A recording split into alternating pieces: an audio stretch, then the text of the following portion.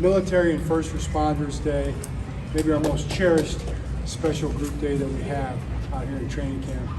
We love what those two groups do for our country. They're the heroes, the sacrifices the families make when their loved ones are overseas or are away all night pulling shifts to help keep us all safe. So we love this group of people. We're so glad they're here. You can see all of our players are over there signing autographs and taking pictures. So thank you very much to the military and first responders. What questions do you have?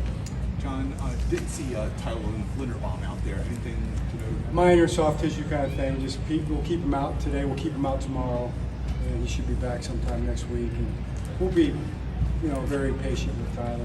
He's having a great camp, and some of those young guys need a little more work anyway, so it kind of works out for us. Coach, Jalen Armour-Davis, guys battled injuries over the past 2 seasons, but had a really good camp and a nice knockdown one-hand yesterday.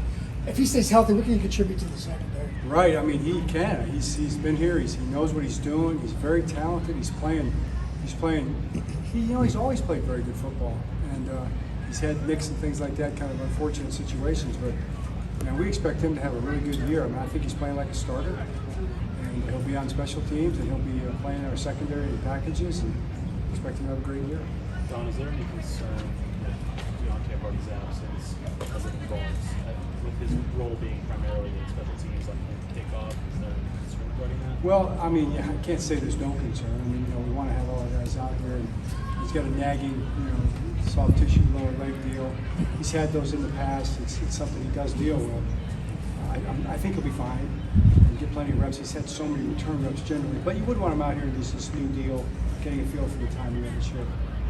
John, we're going to talk to Brent Urban in a little bit. When you think back to the beginning of his career, I mean, he missed most of 3 of his first 4 seasons, and to be playing all these years later, what kind of lesson is that for, whether you're talking about Armour-Davis, David Ojabo, guys who've had some injuries early in their career right? Sure. Just that they can overcome that and still have a long, productive career. Such a great point. I'm going to start using him as an example for those guys because it's a perfect point. And I can remember him right over there. We were doing an inside run drill against the 49ers. We had the joint practices all those years ago, and he tore his ACL right at the end of practice. Just like, it was so heartbreaking. And I missed that whole year. We had high hopes for him coming out. We thought he was an odd front defensive end in the old Pittsburgh Steeler kind of realm, like the Brett Kiesels of the world. And he's turned out to be just that. He's just that kind of a player. He plays so well. But those first couple of years were tough, and here he is now. He's got a testimony, as a result of all the tests he's been through. John, I guess another guy kind of in that situation of being injured through the beginning of his career. Darius Washington, you were impressed with him after minicamp. Now you guys have Eddie Jackson. How are you kind of looking at the situation at third safety, and what have you seen from him since he's moved into training camp? Right, it's a great point. Darius has definitely played at the highest level. I think bringing Eddie Jackson is one of these things that you just wouldn't expect as a possibility to happen. And so it just makes us better. But Darius is very capable of going out there playing great football in the secondary, and I'm sure he will this year. He's just a really good football player. Love his energy. His athleticism is off the charts. He's tough as nails. He's not gonna disappoint anybody when he's on the field. John, same vein with Ardarius. Last year, he was about the 4th choice at slot corner, but it seemed like he really outplayed everyone there before him. Do you see a possibility he plays either slot corner or safety? What do you think? Absolutely, he can go down in there and play slot. We haven't put him there much. He's played there a little bit, a lot in the past, a little bit in the spring. I know he can go in there if we needed him to. Just right now, we've got so many guys. We're trying to get those guys the reps, but I think that's kind of indicative of our depth back there. Kind of demonstrates. John, more curiosity than anything. We're about almost 2 weeks through camp. I don't think there's been a vet day for anybody. Now, is that just how the schedules work, with the off days built in and taking, shortening certain practices, or is? Yeah, I think we're kind of building that stuff in individually by guy.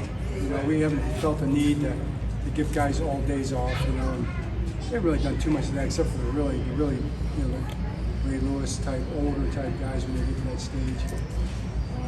And we got, our older guys, they're pretty young. Rose pretty young. We've got Kyle, and you see he had a couple days, and he's taking fewer reps here and there. So we I would say probably we're more doing it with reps than we are with days at this point, probably.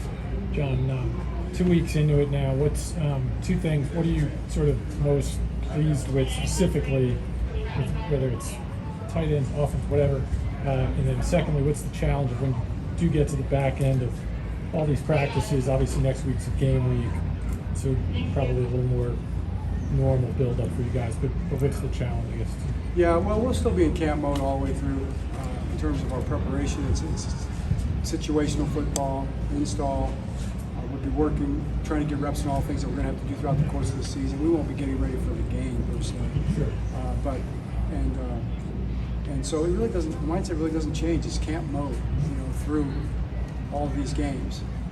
We will be thinking about yardage and speeds and rest and different things to get our guys ready to roll when they need to be ready to roll. Whether it's certain guys for the preseason games, certain guys for the regular season. What I'm most pleased with probably is just the mindset of the team. Love the mindset of the team, how hard they work, how good their attitude is, how up for anything they are, and how hard they practice and how locked in they've been.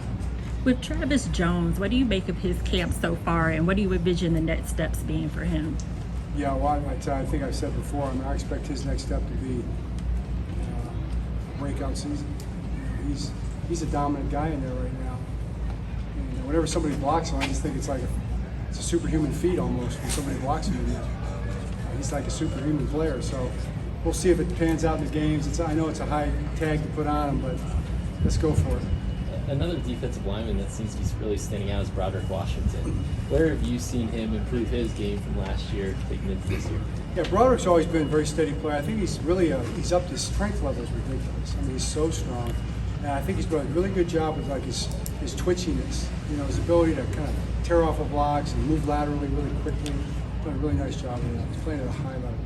John, it seems like we have to ask you a kickoff question every time we meet, but did you learn anything from, have you even gotten a chance to review the film on how they're handled, and is there anything that surprised you? No, actually. I mean, it looked about like we thought it would look. It was pretty, tough to block those guys, but the field position is going to be there. Unless you just bobble the ball or the ball gets on the ground, then it's going to be a problem for the kick return team. The one thing that did jump out at me was it's confusing for the fans. Like, where does the ball go? If you kick it out of bounds, where does it go? What about after a penalty, you kick it out of bounds? What about if it's in the end zone when it lands there? What if it rolls into the end zone? Where does the ball go? All that stuff is like, you got the 40, you got the 30, you got the 25, you got the 20. That's confusing to me. So we'll all get it, but I want to make sure we either educate the fans and actually understand why the ball's being spotted where it's at, or they still could tweak those things and simplify that a little bit too. So that jumped out at me just from watching the TV. Absolutely. John, going back to Travis for a second, do you see him still as a guy who can kind of either be a nose or a three technique situationally? I mean, is he not really one or the other? Nose, three technique, or four out or five technique. Yeah, he can play anywhere in there. Absolutely.